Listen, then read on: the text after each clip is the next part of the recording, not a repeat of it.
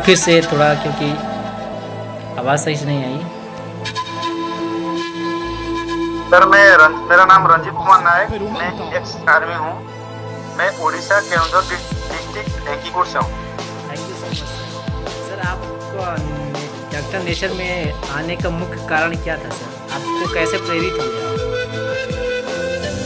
Sir मैं देखा यहाँ पे बहुत सारे लोग इसका बेनिफिट ले रहे हैं। एक तो एक नेचुरल चीज है और कम प्राइस में पब्लिक को अच्छा सर्विस दे रहे हैं और उसमें बेनिफिट उन लोग को अच्छा बढ़िया से सेवा हो रहा है और कम पैसा में उन लोग का इलाज भी ठीक ठाक हो रहा है। इसीलिए मैं इंटरेस्टेड हुआ।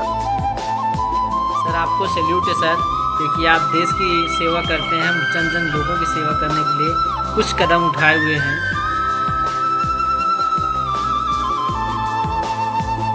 Thank you so much sir sir. Sir thank you.